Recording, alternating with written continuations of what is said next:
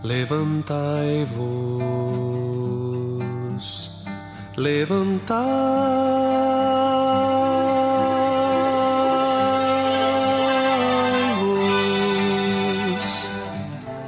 bendizei ao Senhor vosso Deus, de eternidade em eternidade. Mateus capítulo 4, verso 23 a verso 25, que diz assim: Percorria Jesus toda a Galileia, ensinando nas sinagogas, pregando o evangelho do reino e curando toda sorte de doenças e enfermidades entre o povo. E a sua fama correu por toda a Síria. Trouxeram-lhe então todos os doentes, acometidos de várias enfermidades e tormentos, endemoniados, lunáticos e paralíticos, e ele os curou. E da Galileia, Decápolis, Jerusalém, Judeia e da além do Jordão, numerosas multidões o seguiam. Mais uma vez, percorria Jesus toda a Galileia, ensinando nas sinagogas, pregando o evangelho do reino e curando toda sorte de doenças e enfermidades entre o povo. E a sua fama correu por toda a Síria.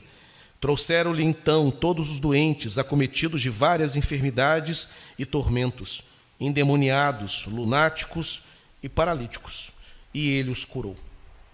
E da Galileia, Decápolis, Jerusalém, Judeia e da além do Jordão, numerosas multidões o seguiam. Deus abençoe a leitura e também a meditação da sua palavra.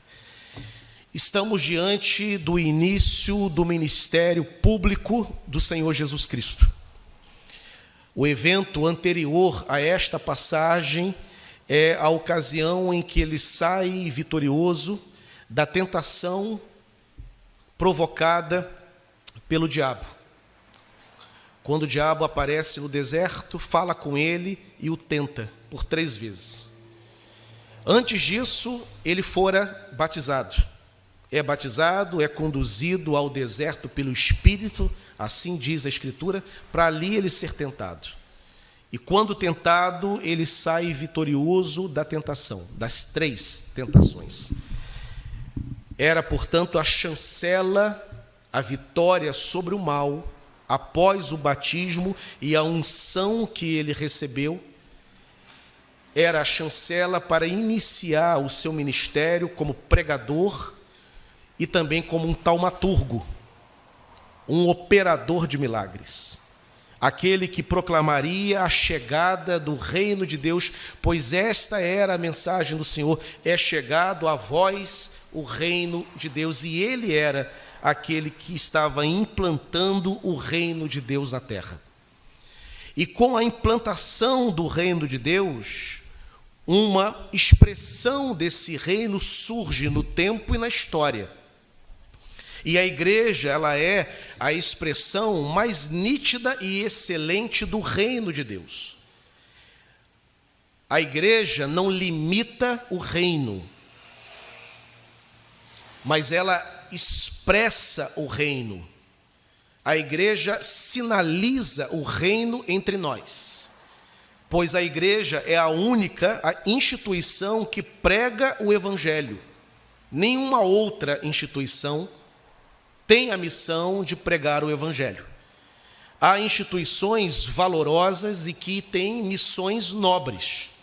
Greenpeace, por exemplo, é uma missão nobre refletir sobre o meio ambiente e exigir dos países políticas públicas sobre o meio ambiente. Existem as ONGs que tratam da justiça social, e é um tema nobre. Existem ONGs e instituições, algumas inclusive governamentais, que se preocupam, por exemplo, com a questão da miséria, da fome, da falta de água potável, e temos uma expressão expressiva para a vergonha nossa da humanidade que não tem acesso à água potável. Há instituições que cuidam disso. Há instituições que cuidam da saúde, do acolhimento de crianças, da dignidade à terceira idade. Existem estatutos elaborados para dar amparo aos vulneráveis. Existem, inclusive, ONGs que trabalham com o conceito de produção e distribuição de renda. Existem cooperativas, especialmente no interior do Brasil, falando da nossa realidade, além de outros países, no continente africano e até no continente asiático, onde essas instituições ensinam mulheres que não tiveram acesso à formação, à educação formal, a trabalhar com seu artesanato à luz da cultura local, se unem em cooperativas, produzem, apresentam seus resultados, seus trabalhos e vivem dessas rendas. Portanto, há instituições com missões nobres no mundo. Mas nenhuma dessas instituições tem o privilégio de pregar o Evangelho. Pois essas outras atuações, elas auxiliam a diminuir o sofrimento humano, a minorar as injustiças, a elevar a dignidade de vida, a dar um pouco mais de conforto, a fazer com que a comida chegue na mesa dessas pessoas, melhorando, portanto, inclusive o sentimento de pertencimento e de dignidade. Mas nenhuma dessas instituições reconcilia o homem com Deus. As instituições, por exemplo, que trabalham com muita dedicação e beleza e excelência nas regiões onde existe seca e lutam para que a água potável chegue àquelas pessoas e a água potável chega a crianças, adultos e idosos. Entretanto, a água da vida, que mata a sede espiritual, essas instituições não conseguem atender essa demanda da alma. Atendem uma demanda humana, física, mas não conseguem atender essa demanda espiritual, pois a sede espiritual, conforme lemos no Salmo 42, assim como a corça suspira pela corrente das águas, assim a minha alma suspira ao Deus. Esse suspiro da alma, esse instinto espiritual que é a sede de Deus, só o Evangelho, só Jesus Cristo sacia. Só Ele mata essa sede humana. Não tem poço artesiano, não tem água, por mais limpa que seja, que consiga matar essa demanda espiritual. Só o Evangelho. Jesus Cristo, portanto, Ele, quando vem pregar o Evangelho, inaugurar o reino, Ele dá concretude histórica ao reino, fazendo com que a igreja surja no tempo e na história. E essa igreja vai, portanto, pregar o Evangelho e reconciliando homens com Deus por meio da pregação acerca do Senhor Jesus Cristo. Esse texto que nós lemos, Mateus capítulo 4, verso 23 a verso 25, mostra o ministério que Jesus inaugura. E mostrando o ministério que Jesus inaugura, ele deixa o exemplo de qual ministério ele espera de nós. A igreja como sinal do reino de Deus no mundo. Qual é a missão, qual é o trabalho dessa igreja? Essa igreja que reflete e que expressa o reino. O que Deus espera de nós. Qual é a missão que temos nesse mundo? O que é que temos que fazer nesse tempo chamado hoje? Qual é o meu e o seu trabalho? À luz do próprio ministério de Jesus. E esse texto vai nos dizer, portanto, que Jesus saía por todas as regiões, quando iniciou o seu ministério público, fazendo dependendo três ações, empregando 3 linhas de ação ministerial. Ele pregava, primeiramente ele ensinava nas sinagogas. Ele pregava o evangelho do reino, e ele curava todas as enfermidades. Ele pregava o evangelho, ele ensinava e ele também exercia misericórdia, curando as enfermidades. Isso mostra, portanto, que a igreja, como expressão do reino de Deus, ela deve ser uma instituição e um organismo, ao mesmo tempo, principalmente, preocupada em fazer valer o ministério que Jesus Cristo deixou como legado para cada um de nós. A igreja é um lugar, e eu quero me deter à terceira linha de ação. E no final da minha mensagem, eu falo da primeira e da segunda linha de ação do ministério do Senhor. Mas nesse primeiro momento, eu quero me deter naquela que é a terceira das ações do Senhor apresentadas nesse texto. O texto diz que Jesus a todos curava. Queridos, tanto os que estão presentes como os que estão ouvindo pelas redes sociais, a igreja ela é e precisa ser e deve ser um lugar de cura. A igreja é um lugar onde os quebrados, os destruídos, os chorosos, os enfermos, os solitários, os esquecidos, entram e são curados. E são encontrados pelo Espírito Santo. E são tratados pelo Senhor. Às vezes exige-se uma perfeição da conduta cristã, e Jesus mesmo ensinou de que nós temos que buscar a perfeição. Então há um lugar, há uma perspectiva da vida cristã em que eu tenho que buscar essa perfeição, a santidade de vida, sermos iguais a Cristo, produzirmos o fruto do Espírito. Ninguém de fato pode se contentar com a pessoa que é e usar o argumento de que ele é a si mesmo, que esta afinal é a sua personalidade.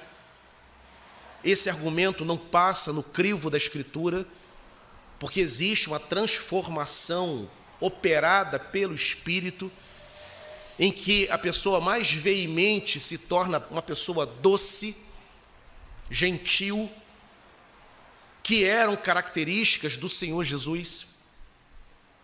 Mas apesar dessa ideia de perfeição, sempre em processo, sempre em busca, não podemos perder de vista que a igreja também é uma comunidade pecadora, de pecadores, de gente contraditória, de gente que falha, de gente que erra, o alvo.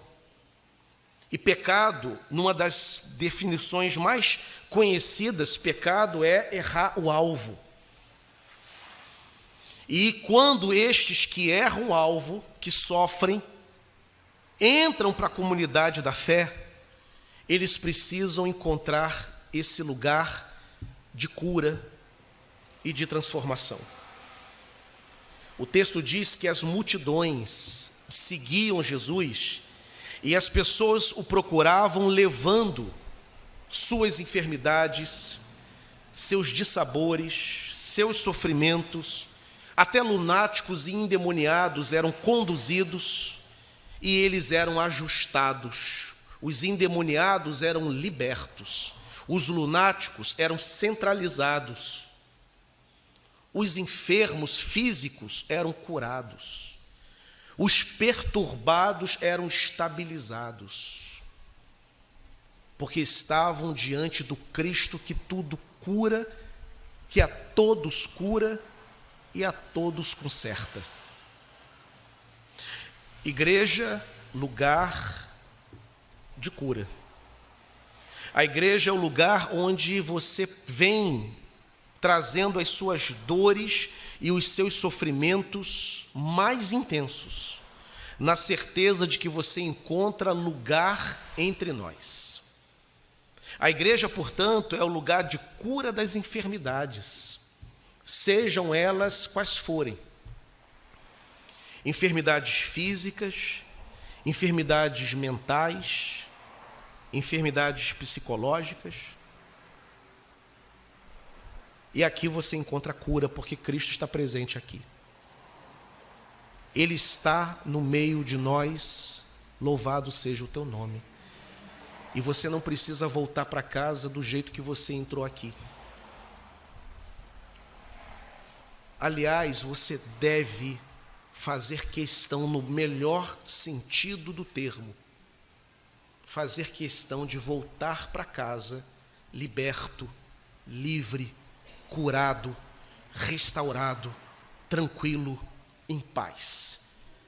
Porque o Cristo que tudo pode está presente em nosso meio. Igreja é lugar de cura das enfermidades. Igreja é lugar de curas psicológicas. E a gente tem essa experiência. Quantas pessoas se converteram, e nós temos lembranças de alguém que entrou para a igreja há alguns anos, irmãos, famílias inteiras, gente que veio do alcoolismo, gente que veio de uma vida atribulada, e quando se converteu, percebemos que tinha ali uma disfunção, e com o tempo, aquela pessoa foi se ajeitando, foi se centralizando, foi se organizando, porque ele teve um encontro com Cristo que o curou, que o resgatou, que o transformou, que o consertou, que deu a ele integridade. Essa é a missão da igreja. É o lugar em que as pessoas entram de um jeito e o mundo presencia essa entrada, esse ingresso de pessoas, essa inserção de pessoas. E o mundo vai testemunhando que aqueles que entram melhoram, não voltam de lá pior, não se tornam piores depois que entrou, se tornam melhores. O que há nessa comunidade? Quem são essas pessoas chamadas cristãs, que têm tanta competência, tanta qualificação em consertar gente? Porque eles pensam, um mundo que não crê, que é a igreja que faz isso, e na verdade não sabem eles que não somos nós, mas é o Espírito que se faz presente, é o próprio Cristo que anda em nosso meio, que usa os seus servos como instrumentos, e por meio dos seus servos, de uma palavra, de uma oração, de um abraço. Eu recebi um abraço hoje, pouco antes de subir no púlpito. Como me fez bem. Abraço apertado e em tempos em que ninguém pode se abraçar. Mas eu não podia rejeitar um abraço de quem queria me abraçar de uma forma tão intensa. E como me fez bem, como juntou alguns cacos meus nessa manhã. Igreja é lugar de cura, é lugar de graça, é lugar de perdão, é lugar de recomeço, é lugar de conserto, porque Jesus se faz presente. É lugar de curas psicológicas, já disse isso. É lugar de cura de solidão, cura da solidão. Quantos, queridos, não encontram na comunidade de fé a sua família? Às vezes, a própria igreja se torna mais próxima do que a família biológica. Quantas pessoas com família diminuta, só um irmão. Às vezes nem isso. Eu conheci uma irmã em Cristo que não tinha ninguém nesse mundo, literalmente. Filha adotiva. E a mãe, tanto biológica quanto adotiva, morreram quando eu a conheci pessoalmente. Ela não tinha ninguém do próprio sangue, mas ela tinha uma comunidade de fé de mais de 500 irmãos. Igreja nos salva da solidão. Quantos têm os seus melhores amigos no seio da comunidade da fé? canção do Paulo César, do grupo Logos, né? Que fala da casa de Deus, na mesma casa tem portas abertas, pessoas certas, amigos e irmãos. Talvez se Zygmunt Bauman, o autor de Modernidade Líquida, autor de Tempos Líquidos, autor de Amor Líquido, desses clássicos da literatura, da sociologia moderna, ele que foi um brilhante intelectual que nos deixou há pouco tempo, estivesse no seio da igreja, ele jamais afirmaria que o amor e a sociedade são líquidas, porque ele encontraria uma comunidade imperfeita, que é a Igreja de Cristo. Mas aqui ele encontraria pessoas certas, relações certas, amigos certos, e relações que não se fragmentarão com a nossa morte biológica, porque na eternidade nós estaremos juntos, numa grande e eterna família de fé. A igreja cura pessoas do sentimento de solidão. Não existe solidão. Aqui uma multidão percorre, está atrás do Senhor Jesus.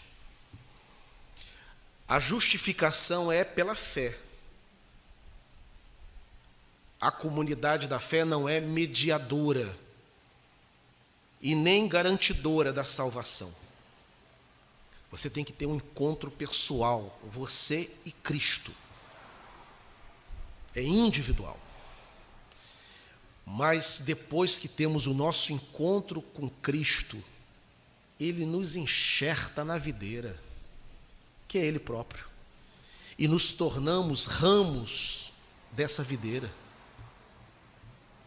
Nos tornamos membros do corpo e uns dos outros, servos uns dos outros. Nos aconselhamos, nos ajudamos, nos exortamos, cobramos uns dos outros. Às vezes, para o bem, nos metemos na vida um do outro, porque queremos o bem, porque amamos. E quando nós amamos de verdade, nós repreendemos. Se você ama o seu irmão de verdade, você repreende o seu irmão. Se você ama o seu pastor de verdade, você até repreende o seu pastor, porque você quer ver o seu pastor acertar, não quer vê-lo errar. Se o pastor ama a igreja, exorta a igreja.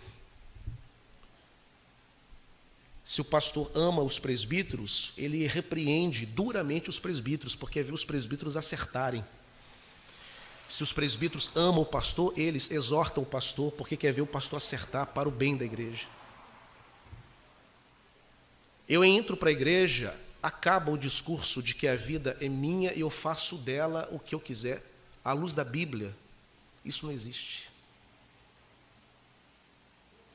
Às vezes, precisamos até mesmo entrar na vida uns dos outros, porque a igreja nos cura da solidão, do vazio e da distância. A igreja nos cura do sofrimento. Ela não impede sofrimento. Ainda há pouco nosso querido PC mencionou o Gessé. Gessé está sofrendo com a perda da sua jovem esposa, casado de pouco tempo, sem filhos, muito dedicado a ela, muito apaixonado por ela. A igreja não nos blinda do sofrimento, ela nos cura do sofrimento, porque ela é esse lugar em que Cristo está presente. E Ele acolhe o nosso sofrimento. Ele sabe do nosso sofrimento e Ele ministra sobre o nosso sofrimento. Igreja é lugar de cura do sofrimento, é lugar de cura da desilusão, porque a palavra de Deus que aqui é pregada abre a mente do crente. Passamos a enxergar a vida não à luz das nossas próprias opiniões, da cultura familiar, nem daquilo que é ensinado nas escolas, mas a mente é aberta por Deus. Passamos a enxergar aquilo que antes estava embaçado por causa do nosso pecado. As desilusões da vida são curadas pelo Evangelho, pregado na comunidade da fé. A fé não é uma ilusão, Deus não é uma ideia, não é uma aposta, Ele é a realidade que tudo abarca, e Deus nos chama a essa lucidez. Não há desiludidos entre os crentes. Há, na verdade, homens e mulheres que têm a mente de Cristo, que discernem a vida, que conhecem a realidade e que sabem fazer a leitura do que está acontecendo no mundo. A igreja cura. Ela é um lugar de cura também do desespero. Você já viu algum crente mesmo, desesperado? Crente mesmo. Eu nunca vi. Eu já vi crentes diante de uma tragédia, reagindo com muita dor à tragédia, mas sem nenhum desespero. Porque nós sabemos o que vem depois de uma tempestade. Quantos e quantos sepultamentos eu já fiz nesses 28 anos que eu já participei como cristão, nesses 28 anos de fé cristã, e nos meus quase 17 anos de ministério pastoral. Quantos sepultamentos eu já fiz?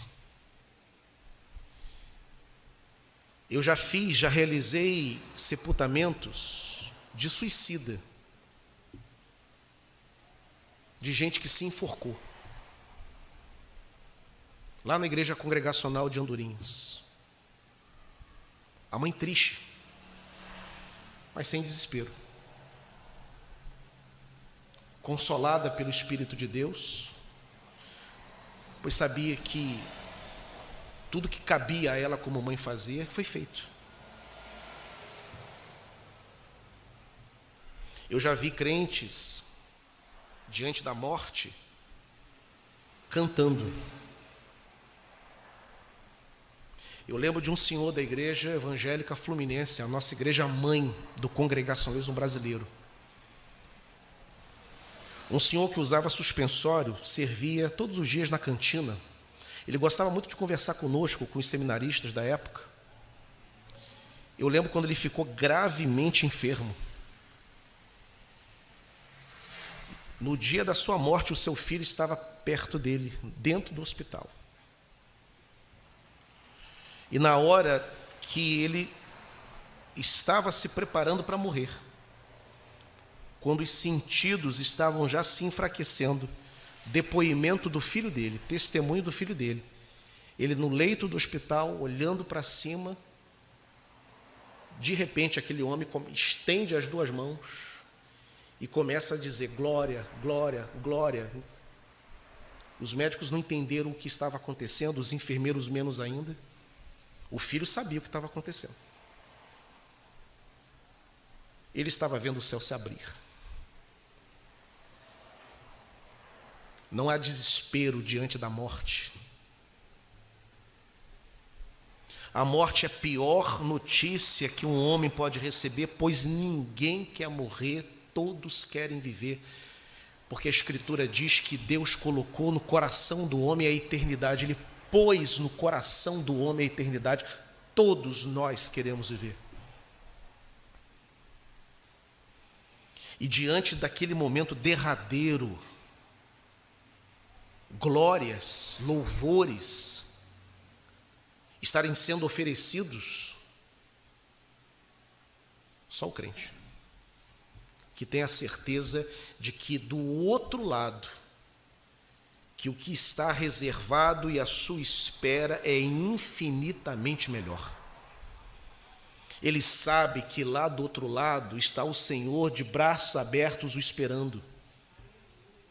Isso alegra, gera expectativa, desejo. Por isso que Paulo fala, por ambos os lados estou em aperto, tendo o desejo de partir com Cristo, porque isto é ainda muito melhor. Paulo vai dizer também, combati o bom combate, terminei a carreira, guardei a fé desde agora.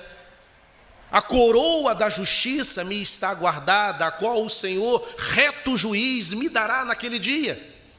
Não somente a mim, mas a todos quanto amam sua vinda.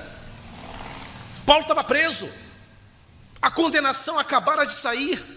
Nero acabava, imperador de Roma, acabara de autorizar a execução de Paulo.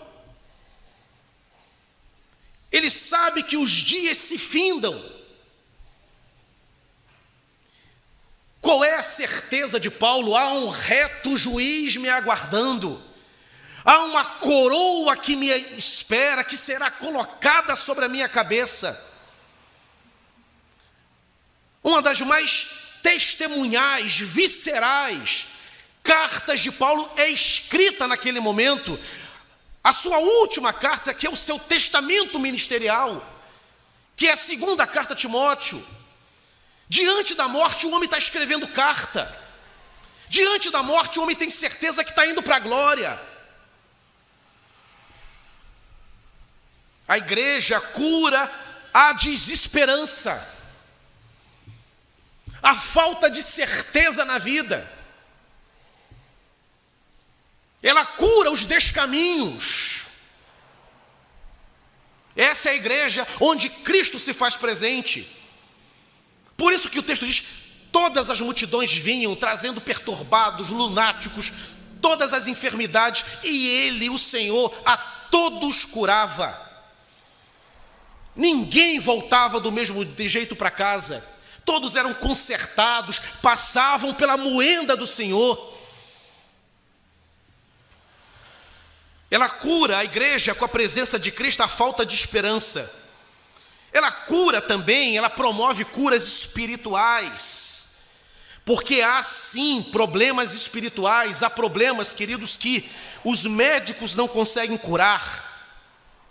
Há problemas que o melhor terapeuta, o melhor psicólogo, o melhor analista, o melhor psiquiatra, há problemas que aquele conselheiro da família mais confiável, que aquele tio sábio, aquele avô sábio, eles não conseguem te ajudar, pois a causa não é psicológica, não é afetiva, não é social, não é profissional, não é econômica, não é conjugal, não é familiar. A causa é espiritual, é a ausência de Deus que causa aquele mal. E Cristo é aquele que cura males espirituais. Nós estamos diante de alguém poderoso, que tudo pode, e aquilo que não é da esfera humana, da nossa dimensão, e que foge ao nosso controle, poder e solução, está debaixo do controle, do poder e da solução do Senhor. Ele é o Deus das causas impossíveis. Ele é o Deus das causas impossíveis. Louvado seja o nome do Senhor. Qual é, meu irmão, você que está aqui, que me ouve, qual é a tua impossibilidade? Pastor, isso aqui, eu não tenho como resolver. Já pensei, já tentei, botei os neurônios para funcionar, já me aconselhei, bati em tantas portas, e nada de solução, pois está aqui alguém que tem todo o poder de resolver esta tua impossibilidade, pois o anjo do Senhor disse: para Deus não há impossíveis. Aleluia! Não há impossíveis. Não há impossíveis. Essa é a igreja que expressa o reino de Deus, pregadora do evangelho de Deus, que tudo pode, que tudo resolve.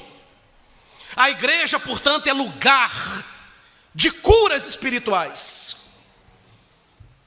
A igreja também é lugar de curas ministeriais, é lugar de desenterro de talentos, de gente que tombou no ministério, de gente que sim, fracassou no ministério, que enterrou seus talentos, que tem fugido de Deus, que se esconde das responsabilidades, que tem dito não para Deus, que tem medo de exercer, medo de se colocar, medo de dizer: Senhor, eis-me aqui. A igreja é lugar de curas ministeriais, porque Deus levanta o obreiro. Ele vai atrás, independente da ofensa, do grau, da extensão, da profundidade. Adão fez o que fez. Por causa do pecado de Adão, a terra tornou-se maldita, produtora de espinhos e abrolhos, de dores, inclusive no parto. Entretanto, esse homem que tão mal causou à humanidade ao desobedecer a Deus, diz o texto de Gênesis que Deus o procura na viração do dia. Deus vai até o Éden, onde ele está, e ele se esconde, ele foge. E o Senhor chega para ele e pergunta: onde estás? O Senhor chama Adão à sua presença. Ele quer consertar Adão, ele quer ter um confronto com Adão, ele quer ter um diálogo com Adão, ele quer perguntar a Adão: o que você fez? Ele quer dar a chance de Adão dizer: Senhor, eu fiz, e mesmo assim ele não admite. Ele responsabiliza a esposa e mesmo assim Deus trata deles. Deus não desiste dos seus obreiros, dos seus ministros. A igreja é lugar de curas ministeriais. Tanta gente às vezes migra de igreja para igreja e entra na nova igreja destruído completamente. Eu não quero fazer nada, eu quero ficar sentado no meu canto, não quero me envolver com nada, eu quero só me ouvir sermões. Mas não tem jeito, aquele incômodo que todo vocacionado sabe que está lá, que existe. E você chega e você chora, e só sabe chorar. E Deus vai tratando a cada choro, a cada lágrima. E quando você menos espera, está lá você pregando, está lá você dando aula, está lá alguém te convidando para você colaborar com as crianças, colaborar com uma classe, fazer uma visita, orar por alguém. Porque a igreja é lugar de curas ministeriais, lugar de recomeço. Na igreja sempre recomeçamos, porque diante de Deus sempre recomeçamos. Deus é o ponto de partida dos obreiros. Seu ministério não terminou. O seu trabalho só termina quando você varar os céus. Quando o Senhor te chamar, até lá, sirva ao Senhor da forma que lhe for possível. Igreja é lugar de curas ministeriais. É lugar de cura de traumas pessoais também. Tem gente que, lamentavelmente, teve um péssimo pai. Porque há bons pais e há péssimos pais. Pais que abandonam, que esquecem, que não amam. Gente que nunca ouviu um eu te amo. E aí quando entra na igreja, que é a comunidade do amor, comunidade do eu te amo, a comunidade do Deus te ama, a comunidade que afirma que Deus é amor.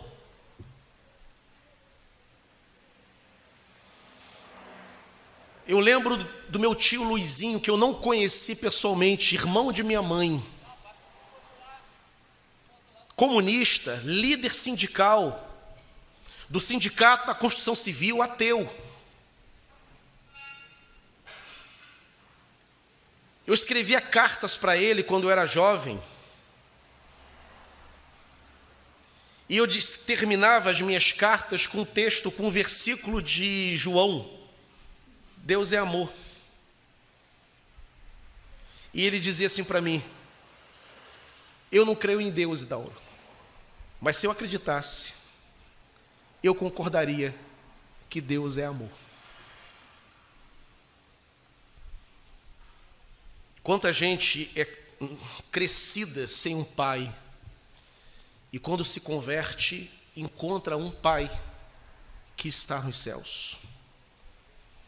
Paul Tillich, grande teólogo polonês, ele vai dizer que pai é o nome que os cristãos dão àquele que do alto tudo governa. Ele é o nosso pai. Há pessoas que entram na igreja com autoestima baixa, porque nunca foram elogiados, nunca tiveram espaço de reconhecimento. Pessoas que têm traumas de sua origem social, às vezes era o mais pobre da rua, passava fome. Todos os vizinhos o ajudavam. Há gente que não sabe falar, há analfabetos que entram na igreja, cheio de vergonha, cheio de complexos. E quando se convertem, são bem recebidos pelo pastor, são bem recebidos pelos presbíteros, os presbíteros abraçam, os diáconos abraçam. E a irmã da União Feminina chama para ajudar. E os jovens abrem espaço, acolhe aquele jovem, e ele se sente amado pela primeira vez. Aquilo é uma cura. Daqui a pouco ele canta. Ele que nunca fez nada para ninguém, ninguém contava com ele, agora ele é um corista. E se ele não sabia ler, por causa da ênfase do culto protestante no texto bíblico, ele aprende a ler, porque ele quer ler a Bíblia. E daqui a pouco ele vai dar uma palavra numa reunião de 5 pessoas, ele perde a timidez. As pessoas prestam atenção no que ele tem a dizer. Ele se acha importante, relevante e útil pela primeira vez na vida. E daqui a pouco ele é chamado para ser diácono, daqui a pouco ele é ser chamado para ser presbítero, daqui a pouco o Espírito o chama para ser pastor. E todos os traumas dele são curados. Porque a igreja é esse lugar de cura dos traumas pessoais. Ele se descobre filho de Deus, amado de Deus, que tem um pai lá no céu, uma igreja que o ama e que lhe dá a oportunidade, que reconhece o valor que ele tem. A igreja cura os nossos traumas. Compare as nossas crianças, os nossos filhos, os nossos adolescentes. Compare os nossos jovens quando chegam na faculdade. Os nossos jovens são infinitamente mais acertados do que os outros jovens. Nossas crianças são menos tímidas do que outras crianças, porque elas falam em público, elas cantam nos jograis, elas se apresentam diante da igreja, elas perdem o medo da exposição. Elas se dirigem ao pastor, elas recitam poesia para o pastor. Alguns dos melhores músicos profissionais são oriundos da igreja porque desde pequeno tocaram a bateria, se apaixonaram pela guitarra e fazem a diferença na vida adulta. A igreja cura traumas pessoais. A igreja também cura problemas conjugais. O Cristo que está presente nos ensina de que temos que amar a esposa como Cristo amou a igreja, que a mulher precisa honrar o seu marido. A igreja ensina que filhos precisam honrar pai e mãe, porque é o primeiro mandamento com promessa. A igreja ensina que pais precisam não exceder na autoridade imposta aos filhos. A carta aos Efésios, capítulo 5, capítulo 6, está ali. O que eu preciso saber sobre família está ali. Há casais que entram na igreja à beira de um divórcio. E com a igreja, eles aprendem a caminhar mais algumas milhas e se redescobrem apaixonados, amantes um do outro, capazes de perdoar um ao outro, porque entendem o valor que a família tem. Porque Deus é Pai e Ele chama Jesus de Filho. Há valores familiares implicados na Trindade. A família é projeto divino. A família é projeto de Deus.